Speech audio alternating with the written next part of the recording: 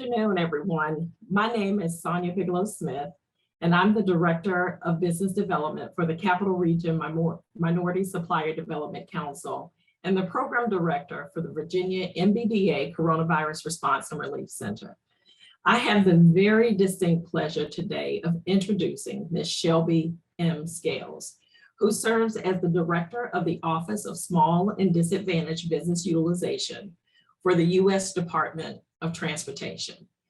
Ms. Scales has 21 years of experience in small business development and capacity building, encouraging equity and diversity inclusion. She has served as President and CEO of the Airport Minority Advisory Council, an organization established nearly 30 years ago to promote the full participation of minorities and women in the aviation and airport contracting environment. Most importantly, she's worked to improve small business program policy, legislation, and business practices to increase the participation of women and minorities seeking employment and contractual opportunities. Her experience is deep and her honors are numerous, and we are especially delighted to have her here as she has already begun the very important work of advancing President Biden's Infrastructure Investment and Jobs Act, which will deliver historic investments in the transportation sector to improve public safety and climate resilience, while also creating jobs across this country and delivering a more equitable future. So on behalf of our President and CEO, Sharon Pender, I am pleased to introduce a phenomenal woman, a tireless leader who thrives on a daily goal to assist diverse businesses in wealth creation for the underserved and the underrepresented. Please help me warmly welcome Director Shelby Scales. Thank you.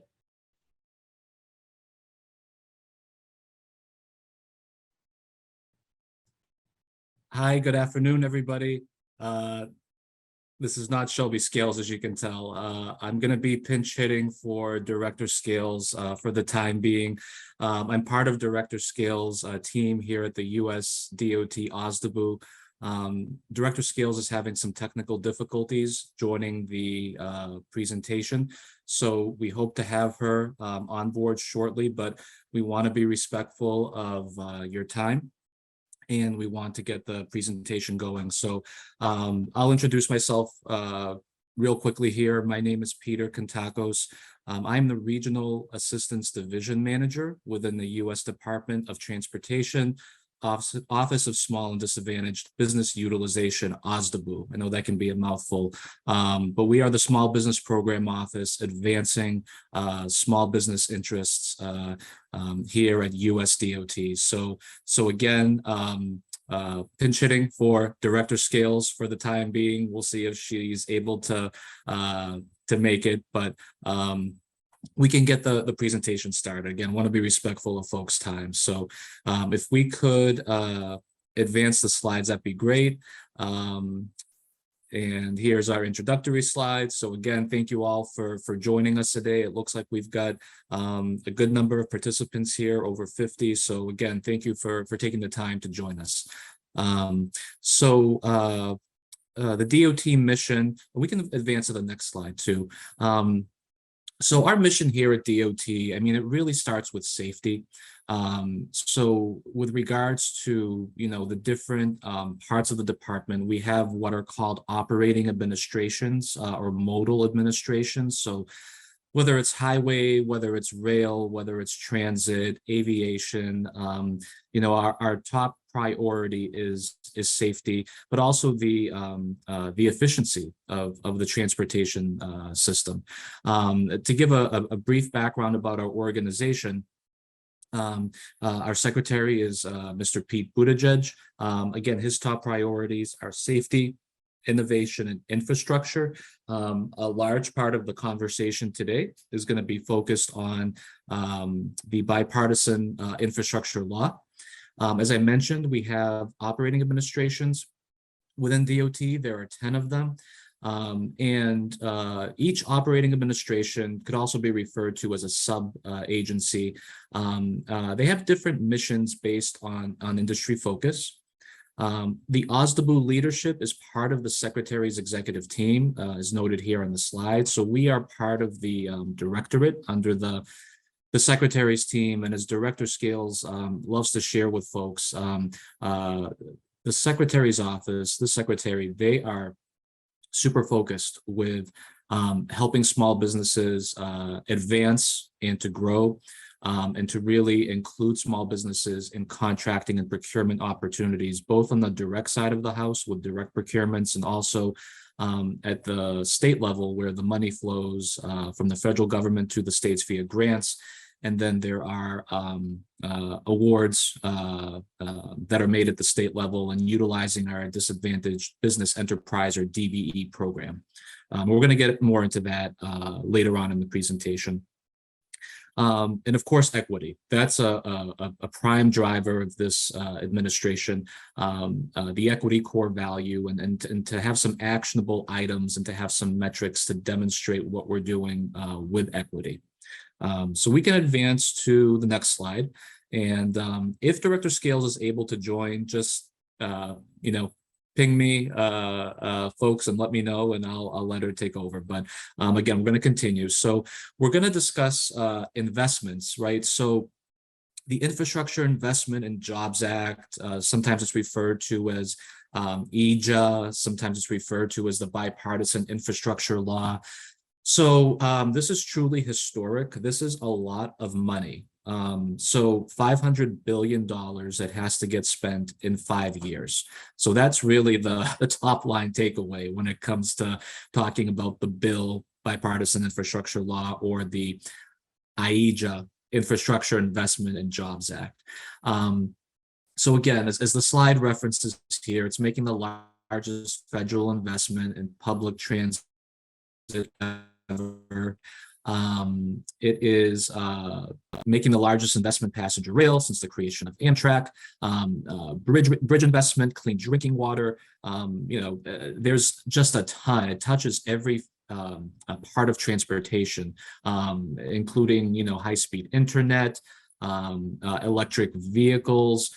It's really focused on getting to the rural areas, to rural America as well, and really reaching our underserved and underrepresented communities also. So again, reaching those communities with the ability to offer contracting opportunities, but also to actually, make those direct impacts and realize some true benefits. We can advance to the next slide. So the top areas of investment. So this slide really breaks down 8 major areas here, and it provides some context in terms of the dollar figures that are associated with these areas of investment. So again, these cover the different parts of transportation and the different levels of funding that are associated with these areas. You go to the next slide, please. So some really helpful links. The White House has fact sheets, and these fact sheets are continually being updated. We're actually working on one as we speak right now. But there are some really helpful reference guides and fact sheets just by clicking on these links. And these slides, if they haven't been shared already, they will be shared with all of you, so you can have access to this information and to these links. We can go to the next slide, please. Thank you.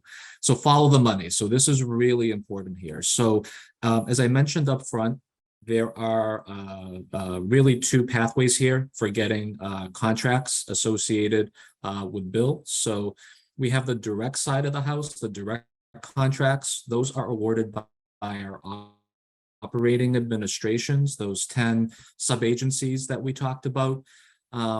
They're governed by the federal acquisition regulations for all of our OAs, with the exception of FAA, which utilizes the acquisition management system, AMS. They have a different governing authority for their acquisitions. And then we have small business goals. So each operating administration, DOT as a whole, we all have small business goals that we are responsible for to the White House, to the Small Business Administration, SBA. and they're both at the prime contract level and the subcontract level. One area of focus for this administration is really the small disadvantaged business utilization, also referred to as SDB. And so those goals have been increasing across the federal government as well as DOT. I believe our goal is approximately 20%, and we are near 20% through today in terms of achievement. On the other side of the house, we have the grants. So as I mentioned earlier, the money flows down from the federal government to the states. The states are awarded grants. They compete for these grants. They compete for these funds, and they get issued these grants. And then at that point, the state DOTs, the transit authorities, the airports, as mentioned here, they're going to utilize their state and local acquisition regulations, and they can vary from state to state. That's important to understand and realize that point. And they're going to try and also incorporate small business utilization. So at the state level, the focus on small business utilization is really our Disadvantaged Business Enterprise Program, also referred to as DBE. And there's a whole process for getting certified to become a DBE, getting pre-qualified. So that will determine what level of work you're able to accomplish. There are different tiers. There are 3 tiers. And so whether it's doing work for, I think it's like $50,000 or less, or then increasing the amount of money you can get, and also the complexity of the work. So really important to work with the state DOTs on that front, as well as the DBE LOs, the liaison officers for the DBE program. Okay, we can go to the next slide.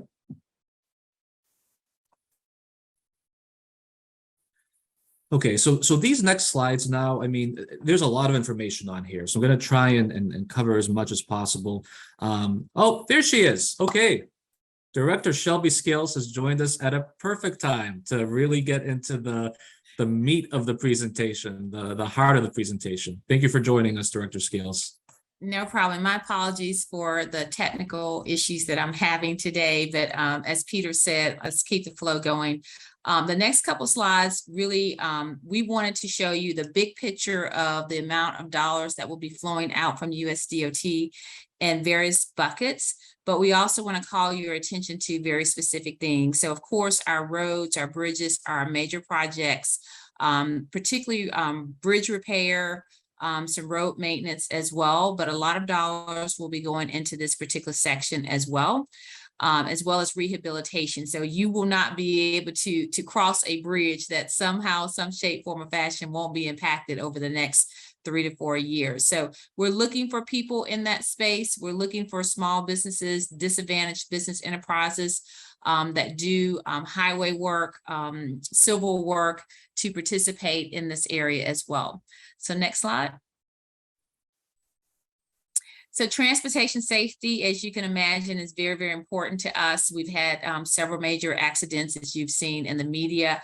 But beyond the typical safe streets, safe rail crossings, safe bridges, there's also going to be safety as it relates to greenways, bike lanes around our roads, traffic pattern improvements, as well as other safety programs to educate people on how to use our transportation safely. One example I like to give people is if you're into, as a consultant into safety, we're trying to do a big push on drivers being distracted while they're driving, you know, on your phone, texting and things of that nature. So it's not just the infrastructure bill, but it's also the education piece that we'll put in a lot of money into the transportation safety as well. Next slide. So public transit, about $90 billion. We're going to be representing about 24,000 buses, 5,000 rail cars, 200 stations will be impacted, thousands of miles of tracks, signals, and power grids that need to be replaced as well. A special emphasis on public safety, public transportation here is accessibility to elderly and disabled people. So we're going to try to do a better job at looking at our assets and making sure that people with disabilities can get in and out of planes, can go up the sidewalk without having issues, can have voiceover at our different locations as well. So we want to make sure that we're doing a better job at meeting our ADA rules and regulations as well. So you'll see, particularly in the public transit, that we'll be putting a lot of money towards improving that accessibility. We are also going to put some money towards training of transit workforce. So if you are a staffing agency, or you are a university or HBCU, or those entities that can partner with us on helping with our workforce development training, we want to talk to you as well in terms of the infrastructure for public transit. Next slide. Passenger and freight rail, as you can imagine, eliminating the Amtrak maintenance backlog. So there will be a lot of construction there as well. So we want to make sure that you're not only looking at USDOT and our recipients, but also some of our major partners, and Amtrak is one of those, particularly for the passenger and freight rail. Next slide. Electric vehicles and buses, about 15 billion there. So we are going to definitely try to make sure that we're reaching out, particularly to our rural communities, our disadvantaged and hard to reach communities, to not only service our metropolitan area, but to make sure that we have access to EV infrastructure. So a lot of the states right now are preparing their EV charging station plan to submit to USDOT. I would invite you and your clients and your companies that you're working with to not only talk to your state DOT folks about their plan, but also talk to the power companies that will be a stakeholder in this public-private relationship as it relates to electric vehicles, buses, and installation of EV charging stations. So next, please. Airports, ports, and waterways. Of course, we're going to spend about 42 billion there. We're going to try to reduce the congestion and emissions near the ports and airports, and drive electrification and other low carbon technologies around these ports. So there'll be a lot of dollars that are going into our logistics there, but also the climate and how we impact our climate through our structure with our ports and airports. Next slide. Environmental remediation and power infrastructure, about 86 billion. So environmental remediation, what we like to share with people, I was saying to my team, I just attended the Clean Cities environmental conference in Chicago this past Saturday. But there's a lot of impact of infrastructure and the climate impact on rural America, on communities that are generally underserved and underrepresented. This slide here shows you that 26% of Black Americans and 29% of Hispanic Americans live within 3 miles of a Superfund site. And that's the highest percentage in any group in American. So we want to make sure that we are addressing those issues, because the impacts of those environmental pollutions, causes cancer and all sorts of negative impacts on the people that are impacted there. So we're going to spend about $21 billion on environmental remediation, cleaning up those sites, as well as we're also going to spend some money on the power infrastructure to make sure that our power grids are where they need to be. They're modernized, they're in the right locations, they're servicing not just metropolitan, but also rural as well. Next slide. Other areas of investment, reconnecting communities. This is really dear to our heart, about $1 billion there. We want to make sure that some of our highways that we've built in the past that have gone through minority and underserved communities are addressed in a positive way. And so we're dedicating those funds to try to address some of those infrastructure impacts there. Also, clean drinking water, as you can imagine, about 400,000 schools and childcare centers lack safe drinking water. So we want to make sure that we put some investment there as well. Next slide. Next slide. Thank you. Thank you. High-speed internet. Peter may have touched upon this. Broadband internet necessary for Americans to do their jobs and to also have access to the information that's out there. So laying fiber optics and a lot of those types of jobs will also be a part of this package as well. So next slide.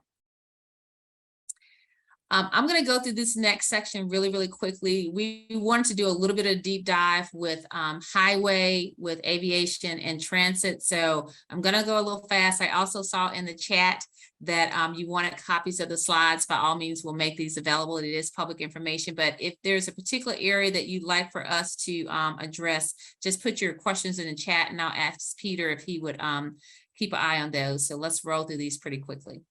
All right, so workforce and equity, of course, we have our DBE program applied to highway, to FAA, and to transit. We have the Reconnecting Communities pilot program that I talked about. There's also rural surface transportation grants that we need you to get involved with your RPOs and NPOs as well. And the Davis-Bacon and Buy America provisions are also a part of our NOFOs and solicitations that you'll see out at the state level. Okay. A little bit about the DBE program for those of you who don't know, we do offer supportive services, particularly in the division of highways, and that's where your DBE firms can get additional services at the state level. It's generally through the certification office, your Office of Civil Rights, or their business development offices will provide those services as well. And they talk all about the DBE certification, so I'm not going to spend a lot of time on that. So next slide. Davis-Bacon and Buy America provisions. Of course, the Davis-Bacon wage requirements apply to most of our major highway programs. The Buy America requirement is also there under Title 23 projects. And then we just want to make sure that, that you all are helping us to also identify manufacturers and others who may not be involved with the bill to make sure that they are aware of the requirements, but also they are participating as well. So next slide. Other workforce provisions, local hiring preference for construction jobs. Some localities have that depending upon their state and what they're trying to do. DOT also requires submission of a workforce diversity report to Congress. So you will see out at the state level that they may have some OJT on the job training funds available for state DOTs and their consultants to work with as well. Next slide.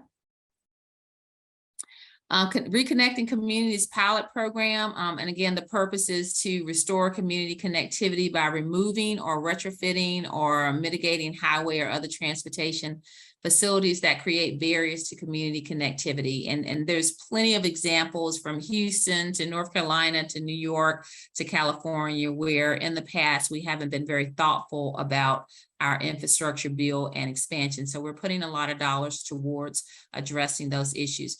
The eligible entities are states, including Puerto Rico, NPOs, local governments, tribal governments, as well as nonprofit organizations that have an interest as well.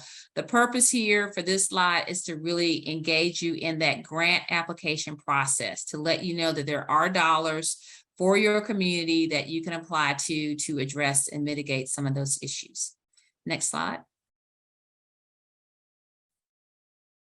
The surface transportation grants, again, these are discretionary grants. Same objective here for this slide.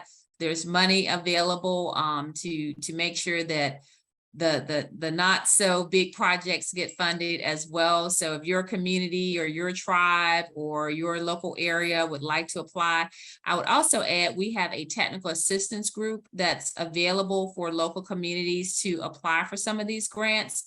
If you've never applied for as a first time, we can certainly work with you on those as well. So please put in the chat and we'll make sure that you get connected to our technical assistance group as well. So next slide. So more information, you can check FHWA out there. And next slide. Next slide, aviation, one of my favorites. So aviation, really two buckets here. Nationally, we do direct procurement. The major air items on the direct procurement side, about $5 billion, $1 billion per year. Air traffic facilities, we're going to be modernizing those through our direct procurements. You can register in the System of Awards, the SAM program, as a vendor, and you'll start receiving those notices about those contracts and acquisition guidance as well. On the local side, about $15 billion will be put out in airport infrastructure. These are our airport grants that we've talked about earlier. Airport terminals will also be available in this cycle as well. You would need to coordinate with your local airport disadvantaged business enterprise liaison officer. They work with the small businesses, they work with vendors, they will let you know about the projects, the scopes of work. Please attend the pre-bid meetings. That's where you can connect with the primes that are also participating on these projects as well. Okay, next slide. Again, this is just a different picture of how that's laid out. And next slide. Upcoming events for FAA, for those of you who are specifically interested in airport work, FAA has a Southern Region Airports Workshop at the end of this month, probably going on right now. Again, some of the topics is NEPA, airport improvement projects, but you'll get a good sense regionally what's available and what's coming out on both the federal procurement and the indirect procurement. The Conference for Minority Transportation Officials will be held in Fort Lauderdale. We'll be doing a panel just for underserved community engagements and small businesses there. And then the Airport Consultants Council will be doing something in July as well in Washington, D.C., and they'll be doing a crosswalk of the bill as it relates to airports as well. Next slide. FTA, and moving right along. I won't cover DBE. I think we've covered that pretty much. Keep going. Everybody likes to start with DBE because we want to make sure you get certified, but I want to get to the contracts. Okay, so FTA anticipates awarding about $100 million in contracts for 2022, primarily utilizing consulting services on our direct contracts. You can see those opportunities through the GSA schedule contracts, which is Schedule 70. We also do a lot under administrative management and general management. Those codes will be NIAX codes 541611. So check those out, and we'll make sure, I'm trying to keep an eye on the chat as well. Make sure that you are familiar with those contracts. Next slide. A little deeper, so as it relates to FTA, authorized about $108 billion for public transportation, funding more than 1,000 local transit agencies nationwide. So again, when people apply for the grants at the state or local level, you'll need to contact them to see specifically what that project looks like, as well as the scope of work and the scheduling. Other types of contracts and subcontract opportunities through third-party contracts would be rail cars, buses, vans, non-revenue vehicles like motor pool and transits as well. Other areas would be design, engineering, some construction, some materials, as you might imagine. Transit operations is another area, mechanics, as well as lease of public transit vehicles. Okay, next slide. So target for small business, and this is just kind of, DOT wide. Next slide. So I wanted to bring your attention to a new program that we have called Pathways to Entrepreneurship. One of the efforts that we're leaning into is our unmanned automated vehicles. Some of the uses of UAV would be through FAA and FHWA. And that would be, as an example, some law enforcement type work, mapping, image analysis, managing livestock and surveying crops, asset management of our roadways and rail, as well as disaster mitigation relief, storm chasers. We use those a lot for those particular issues as well. Next slide. Information technology is really huge for DOT. As you can imagine, we have to collect the data to see how the moving public is utilizing our transits, our airports, our ports, our roadways. So I think this graphic gives you a really good depiction of us collecting data all along the way.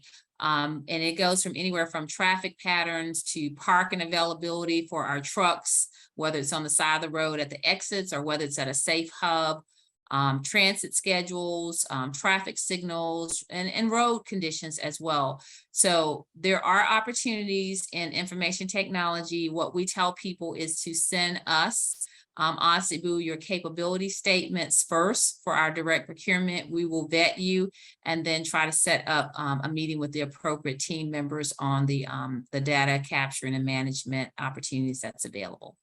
Next slide. Electric vehicles, everybody knows this is the hot, shiny thing right now. A lot of opportunities here, not just on roadways, but also at our airports. And so we will be through USDOT hosting a number of EV charging station and installation workshops in the upcoming months. So we will definitely make sure that you all are very much aware of those opportunities and can get plugged in. In the meantime, I would again offer you to please connect with your state DOTs, understand what their plans are in terms of their network, but also in terms of the manufacturers who manufacture the various acceptable, oh, I apologize for that, acceptable units that we will be installing from state to state, that you are aware of the installation requirements, aware of any types of licenses that you might need, and to get in the game with your power companies as well. Next slide. Other services. So professional services, again, are really big for DOT, not just at USDOT, but also at the state and subrecipient level. Planners, whether it is airport people movers, traffic safety planners, roadway exchange engineers, economic developers, really big for us, management firms for concessions, janitorial facilities, parking, toll roads, concessions developers, as well as supply chain management. On our workforce development side, again, all across our entire platform, we are looking for trainers, educators, life skill coaches to get people trained in the types of jobs that we produce at DOT, as well as labor managers and community service facilitators. Next slide. One government approach. Next slide. So we have been tasked, and happily so, to work collaboratively with our federal partners, being SBA. So we're bringing their resources to the table to help us with the business development, technical assistance, access to capital, economic development administration for those who are in rural America. They are also working with us to make sure that rural communities, smaller communities can also apply for grants and get resources that they need. GSA, the Department of Commerce, Minority Business Development Agency are all collaborating with us, training, technical assistance, access to capital, access to bonding, etc. Next slide.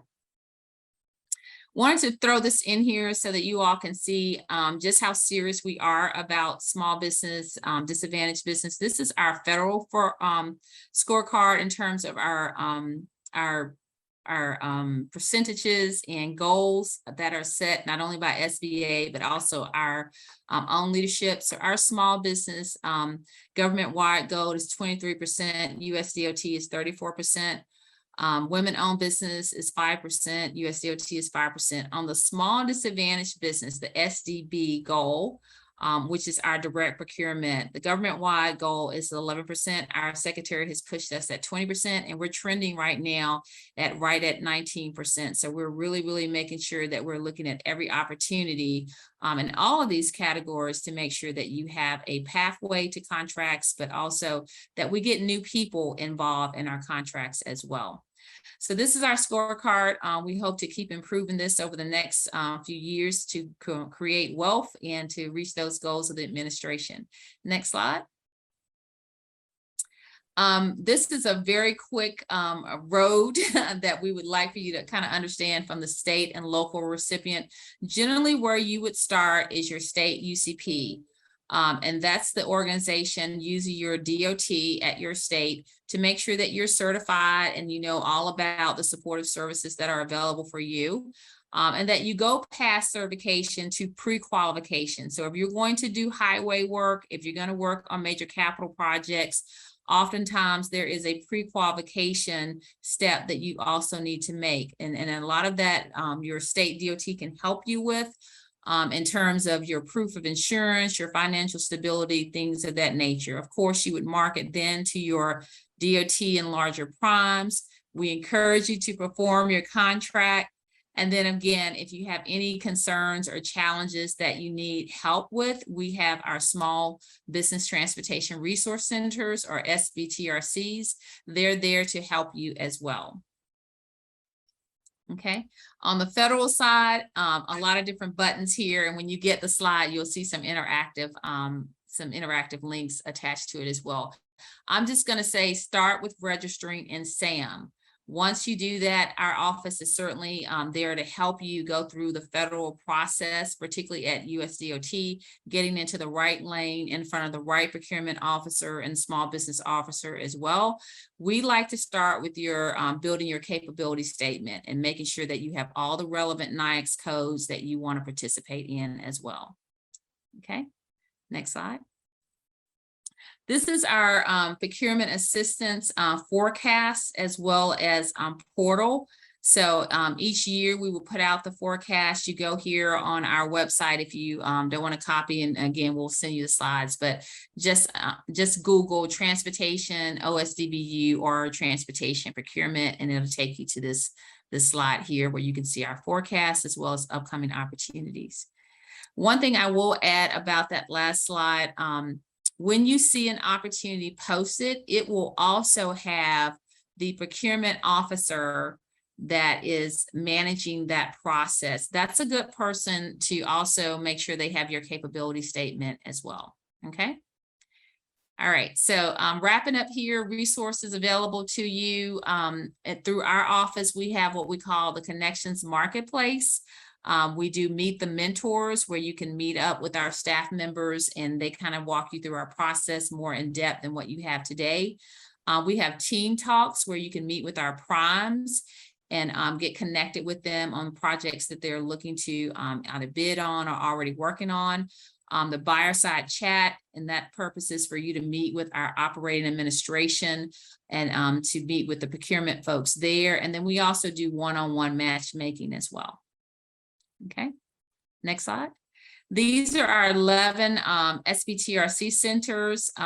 You would be in our South Atlantic region, I believe, or Mid-Atlantic. I always get confused with where they are. But anyway, the brown spot on the national area here, and there is a hyperlink there. But we love to work with you. We are going to continue to work with the Supplier Development Council here within the region. So whether it's our center or the Supplier Development Center, we are here to help you with technical assistance. Next slide.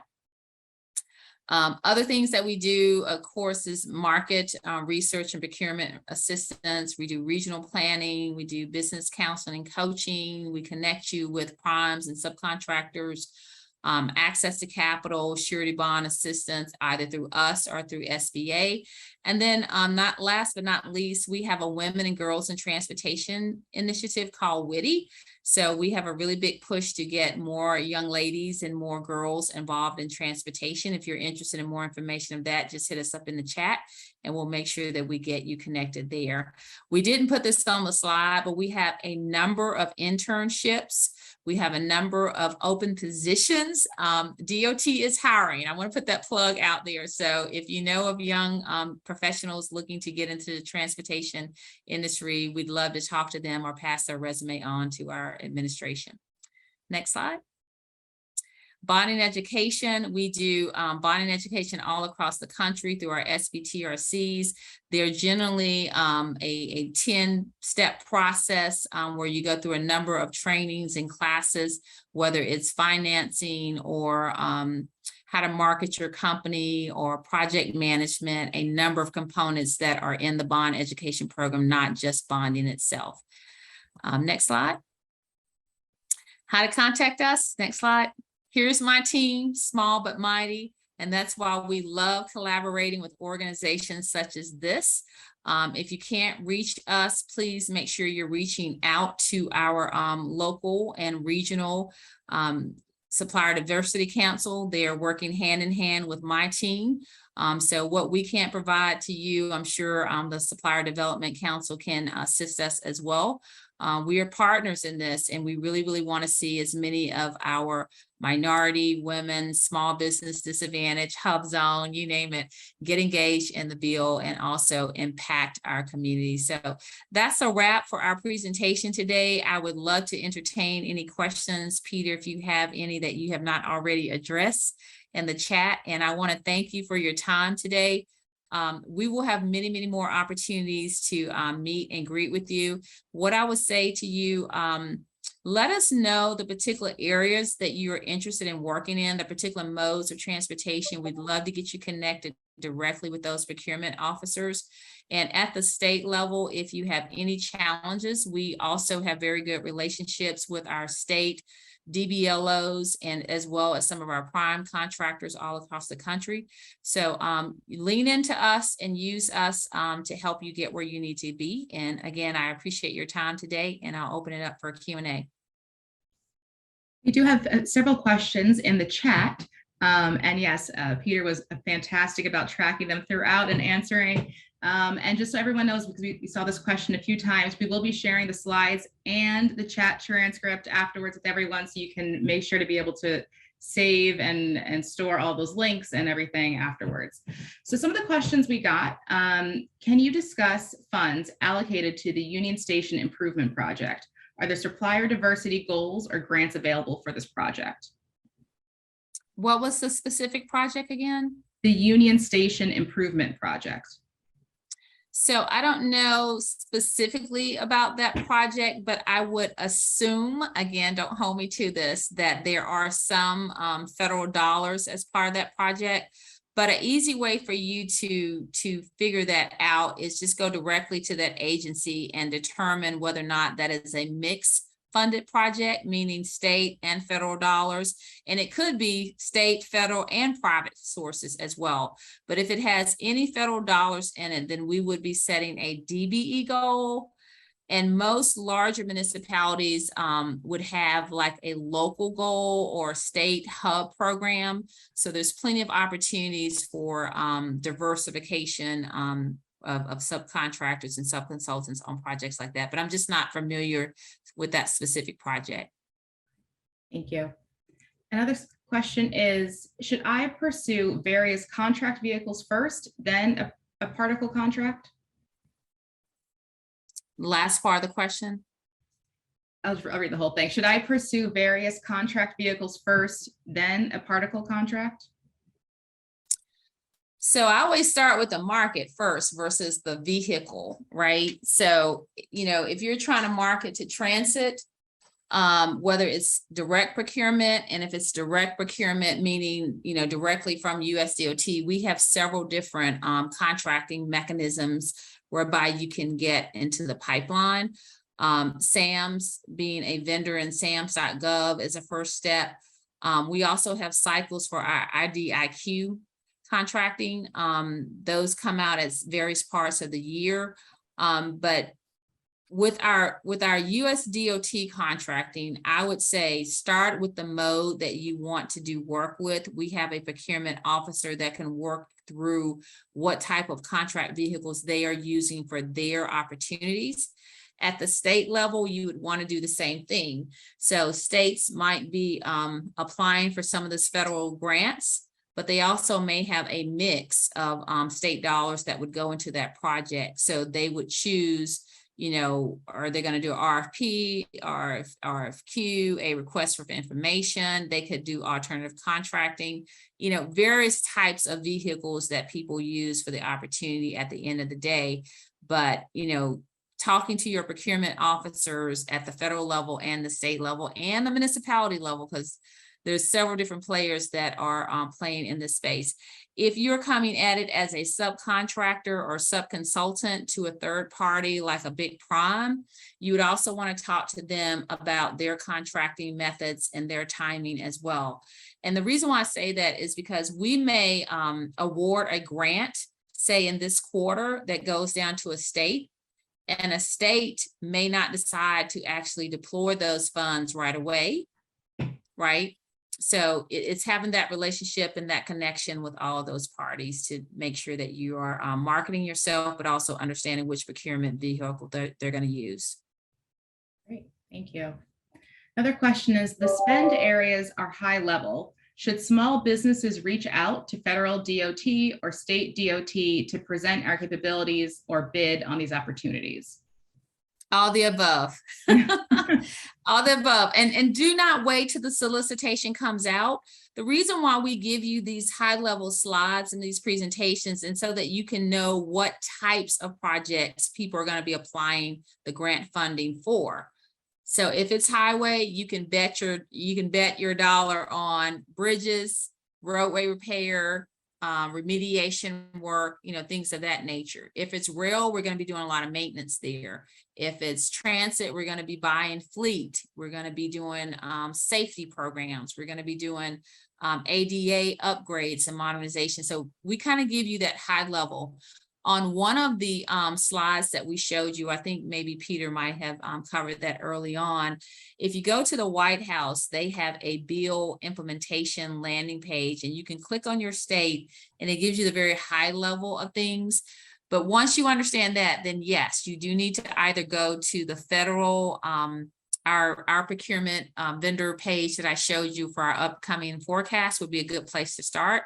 But at the state level, they should have a similar landing page where you can see the types of projects that they're going to be to roll out for this fiscal year as well. But yes, you need to do both. Great. Our last question, and I don't think Peter put this in the chat. Please share the email we should forward the capability statement to. Peter's email. Just kidding. We have a just kidding, Peter. We have a OSDBU email that we'll put in the chat that you can send your capability statement to as well. We share those with the modes of transportation. So when you send us the capability statement, please let us know what modes you're interested in working in. It wouldn't hurt for you to let us know what state DOT you're interested in working with as well, because we can always connect you to those folks additionally. That's it. Hope to hear from you. Thank you. And that's it for our questions. Great.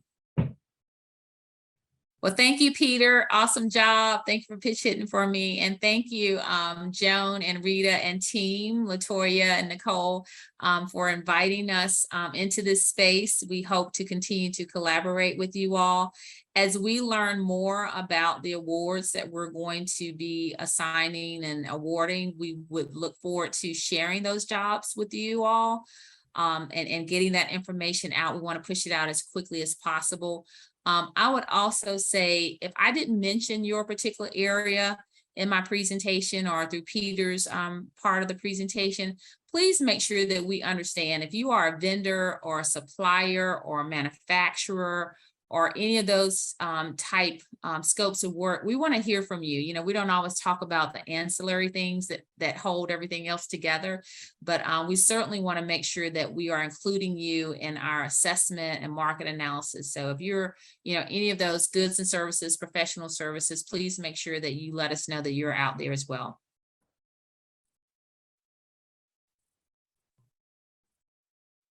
Thank you, Director Scales and Peter. Next up, we will be welcoming Rita Brooks, who will be announcing our raffle winners. Hi, all. Good afternoon. Can everyone hear me?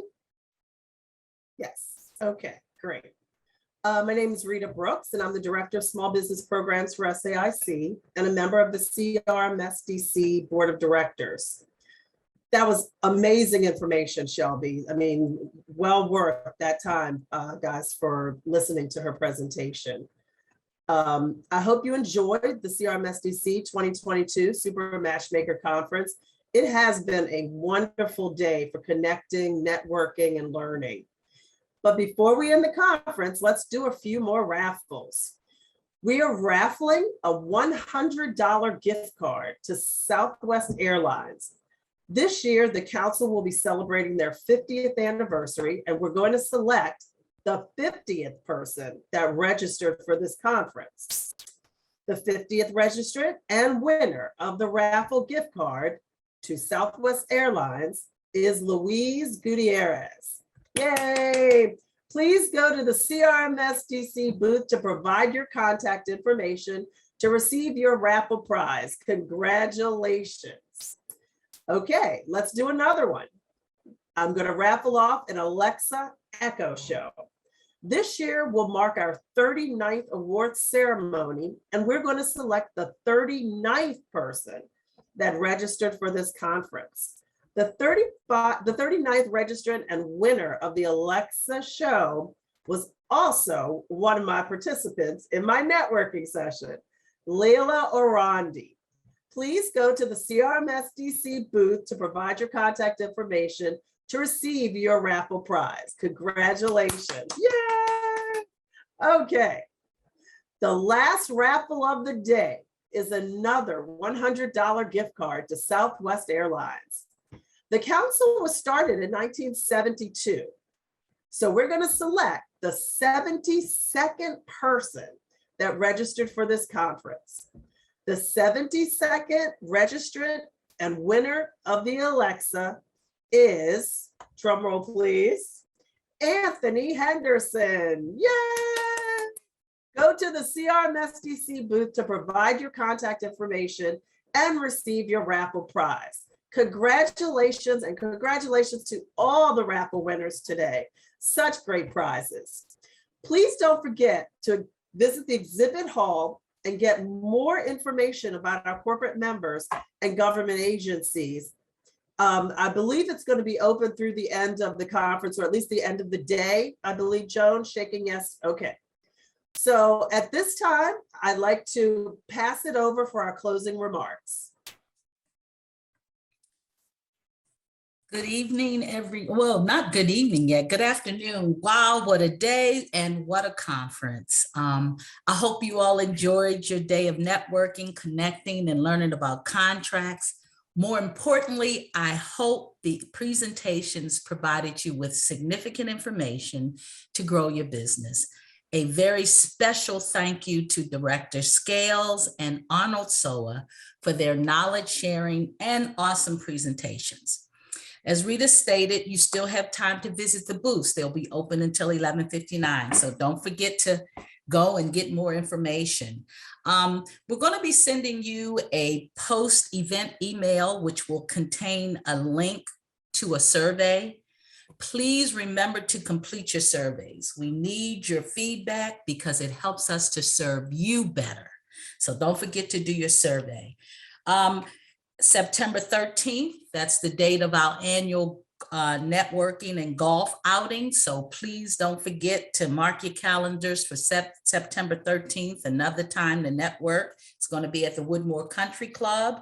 Also, our 50th anniversary celebrating our leaders and legends will take place on October 12th at the Smithsonian's National Museum of African American History and Culture, located in Washington, D.C. So please don't forget to mark your calendars for October 12th. It's going to be a wonderful, wonderful event. You don't want to miss that. I would be remiss if I also did not take the time to thank our board of directors for their leadership and support of the council. Thank you to our sponsors. We could not do this purposeful work without our partners and corporate members. We appreciate and value you all for your support and all of our efforts to bring about economic equity, diversity, and inclusion. Congratulations again to our 2022 Supplier of the Year winners. We are so fortunate to have a large pool of excellent MBEs, and thank you to our corporate members for nominating suppliers to participate in the program. Thanks again to our nominating committee. Thank you to our federal agencies for your support of the Super Matchmaker Conference, and we hope to see you again next year. Congratulations to our raffle winners. Please don't forget to send your information at the booth, the CRMSDC booth, so that we can make sure that you secure your prizes. I'd also like to give a special thank you to Melissa Jackson and Montage Marketing Group for coordinating this awesome event. I personally cannot thank you enough for your hard work and dedication in ensuring the success of the event. Thank you to Renee Sanford, the CRMSDC, and Virginia MBDA team. You are awesome. A very, very special, heartfelt thank you to my colleague, Nicole Miles. You, my friend, are amazing. And last but not least, I'd like to thank you to the participants of the event. Without you, it would not have been successful. Go forth, be intentional, and remember, success is not final. Failure is not fatal. It is the courage to continue that counts. Thanks again. And that quote was from Winston Churchill. I want to thank you all again. Take care. Go visit the booths, fill out your surveys. We thank you all. And I'd like to also give a special thank you to our CEO, President and CEO, Sharon R. Pender, the leader of our council. And she makes us all look good. So thank you all and have a good evening. Go visit the booths, get your swag on, get your swag bag, and see you till next time. Bye.